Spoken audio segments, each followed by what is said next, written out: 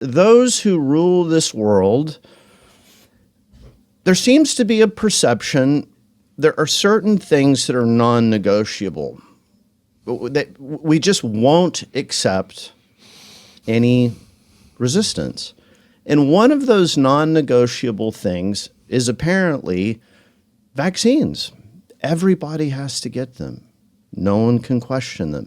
He who questions them will be relentlessly persecuted like a heretic.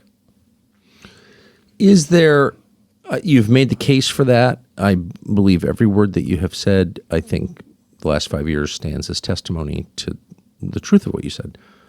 But we still are eliding the core question, which is there something about vaccines that makes them, really important, the most important thing to the people who run the world? Because it is the world. It's not. It's the world. It's the whole world. Right. So whatever this thing is about vaccines has been noted for close to 100 years. I mean, Diego Rivera painted that mural. And what's interesting about it is a funny picture. I agree. And Diego Rivera had very little talent.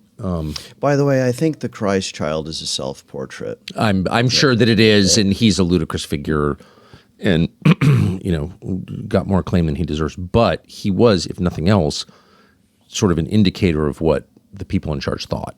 He was their sort of pet muralist, right? So they understood then, 90 years ago, that vaccines were at the center of what is it about vaccines?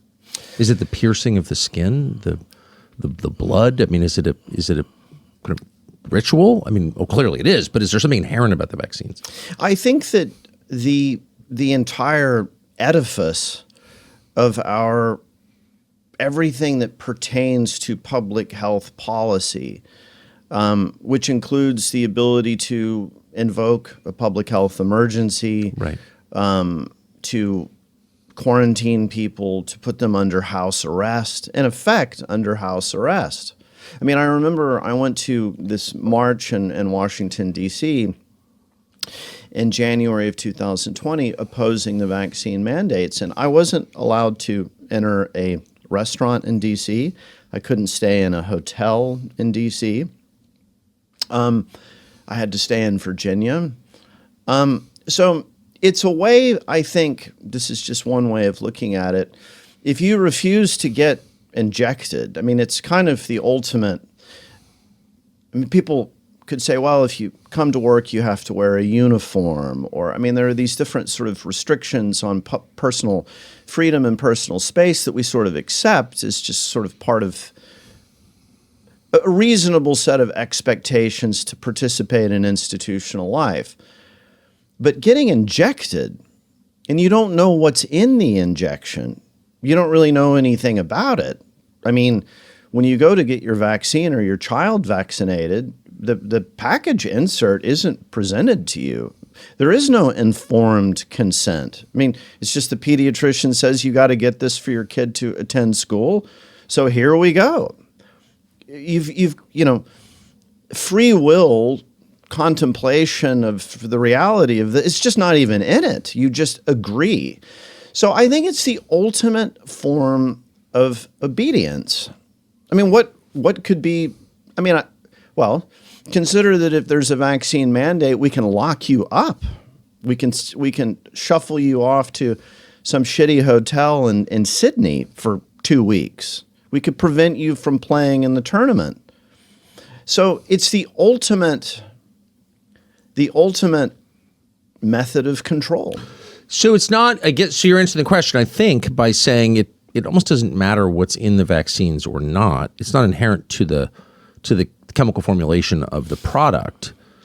It's not that mRNA technology, whatever its effects are, that wasn't necessarily the point. It was the ritual of forcing people to do something against their will without their consent. And once you've done that, you are in control. It's a rape, basically. Or a kind of inverted communion. You have to take the communion or you can't be a part of this congregation. Well, in communion itself, I'll say this as a believing Christian, is not, I mean, right? So Jesus said, this is my body and blood shed for you for the forgiveness of sins. take this in the remembrance of me. But the human mind cannot understand what that means, but we accept it. We accept it. Right. And I think the Catholics call that a holy mystery, maybe, or something to that effect, meaning that the fact that you don't understand it is part of the point. Or acknowledging that you can't understand it is part of the point, and that therein lies its power, right? It has immense symbolic power, and I think that you participate in communion, and there is a mystery. There's debates in theological circles. Is it transubstantiation or just symbolic? Or the thing about a vaccine is it's injected into your deltoid muscle, and you don't know what it is. Now, what was particularly so it's the ultimate in terms of your physical body. Never mind the symbolic value of this. It's meaning, and I think meaning is perhaps the ultimate thing that we're seeking in this life. But this is a direct injection into your physical body or that of a very small developing child. So what was really spooky about the COVID-19 vaccine, and remember, there were different iterations of this. There were attenuated vaccines. There were inactivated vaccines, that's to say SARS-CoV-2, cultured and then attenuated or inactivated. But what these guys really, really were interested in was this genetic product, messenger RNA. And I think this is really important. And we go into this in our book. Messenger RNA, the actual molecule, was discovered in the 60s in France. And there's something very important about this that I think goes to the absolute heart of scientists, the long-standing dream. It's the myth of Prometheus or Lucifer. And I actually think that Lucifer should be viewed in some ways as a kind of, he's a close stepbrother of Prometheus in some interpretation. He's a bringer of light. If it weren't for Lucifer, you'd have this dumbass guy and girl sitting around eating mangoes or something, and they'd never awaken to the reality of the world. They would just be stuck kind of, it sounds kind of nice, just kind of perpetually in love, walking around the garden. But the idea of Lucifer is, no, you have a brain, use it, explore, discover, learn about your limitations. Maybe you can even transcend your limitations. So I think that's the idea of Lucifer, the bringer of light. Now, I'm not saying that Lucifer is a great guy. I'm saying this is, I think, part of this scientific archetype to transcend the limitations of our mortality. So now you ask, what about these guys in Silicon Valley? The masters of the universe now. The electronic world that we wouldn't be having this conversation if it weren't for the great lords of technology in Palo Alto or Menlo Park or whatever. So I think that a lot of those guys, you might say, and I don't say this to criticize them, I just think it's a description. You might say that they're suffering from Luciferian pride. It's pride that, I have discovered the way the universe works. I can take electrons and create a picture and send it's almost like magic. And I actually know a professional electrician, and you can ask him about electricity.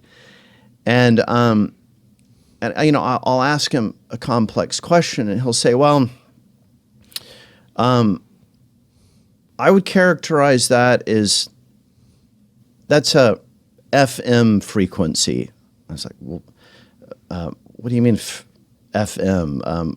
Like frequency modulation? He says, no, that's what we call in electricity fucking magic. There are certain things about our use of electricity that it's just remarkable. So, but it's opaque even to the people who know the most about it, yes, right? So this was actually, and I went and looked this up because I'm very interested in electricity and what exactly it is. And there was a huge debate in the United States at the time of electrification, not like TVA electrification, but 19th century. Edison popularizes the light bulb. All of a sudden, it's amazing. No more oil lamps. We can stop killing the sperm whales. All this stuff. It's like great. But there were people in the United States, sane people, and a lot of them were Christian clergy, who were asking questions, and you can look it up. Like, what is this exactly? And of course, none of them ever got a straightforward answer. And to this day, no one can really answer that question. What is this exactly? Because no one really knows exactly what it is. I'm not attacking electricity. I'm just noticing. And I just find it so interesting that you can like base your whole civilization on this thing, but nobody, even like a master electrician, can explain every part of it, right? So who's in charge? The reason that's interesting is because if you don't fully understand something, are you really its master? Christmas season is here, and although it's a bit of a cliche, it really is important to keep Christ in Christmas. Should we focus on cookies and presents or on the reason we're doing this, which is Jesus? Obviously, the point is Jesus. That's the whole point. That's the only point. And all the decency and good cheer of this holiday comes from Jesus. The Hallow App's Pray 25 Challenge reminds us of that. It features Chris Pratt, Gwen Stefani, our friend Jonathan Rumi, and many others.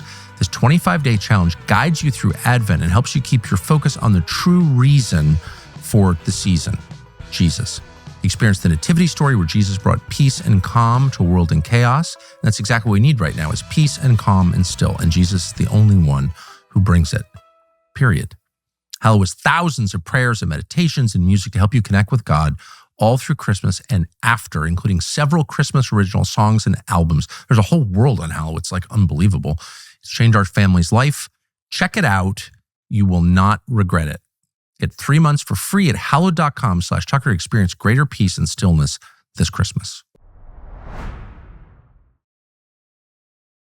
Thanks for watching our YouTube channel. We hope you'll subscribe to it. And by the way, you can hit the little bell on there and get notifications every time we produce a video. We hope you'll do that also.